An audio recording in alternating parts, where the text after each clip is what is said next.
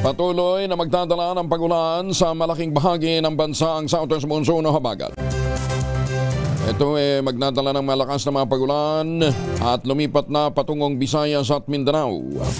Ayon kay Ben Estreja ng Pag-asa, nag-shape ang malalakas na pagulan mula western section ng Luzon, pababa sa may Visayas at Mindanao batay sa latest satellite animation.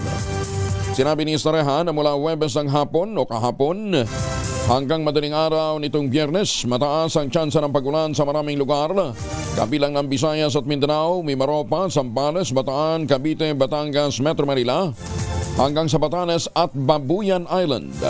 Samantala, tatlong low pressure area naman ang binabantayan din ng Pag-asa, ngunit wala pa itong direktang epekto sa anumang bahagi ng bansa. Isa dito ay dating Tropical Cyclone Danas na naging bagyong Bising at ngayon ay binaba na lamang sa kategoryang LPA.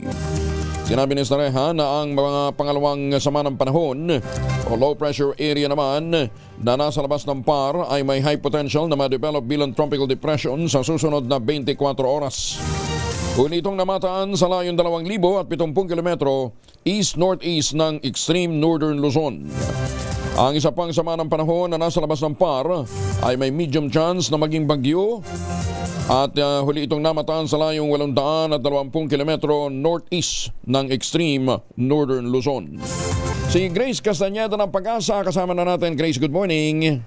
Yes, good morning din po Sir Angel at sa ating mga taga-subaybay. Patuloy pa rin yung umiiral yung habagat sa malaking bahagi po ng ating bansa at magdadala pa rin ito ng mga pag-ulan hanggang sa malalakas po na pag-ulan yung posibleng maranasan sa Western Visayas, Negros Island Region, Palawan at Occidental Mindoro. Dulot nga po ito ng habagat. Samantala, magiging maulap din po yung kalangitan at mataas din yung chance ng mga pag-ulan, pagkidlat at pagkulog dito sa Metro Manila, maging sa buong bahagi ng Mindanao, rest of Visayas, Batanes, Babuyan Island, Zambales, Bataan, Cavite at Batangas. Kaya patuloy pa rin pong pag-iingat sa banta ng mga pagbaha at pagguho ng lupa, and also kapag tayo lalabas, huwag pa rin po natin kalilimutan yung mga pananggalang natin sa mga pag-ulan nito. Samantala, sa nalalabing bahagi ng ating bansa, may posibilidad pa din ng mga biglaan ng mga pag-ulan, pagkilat at pagkulog, dulot pa rin po ito ng habagat. Samantala, yung minomonitor naman po natin na low pressure area sa labas ng ating area of responsibility,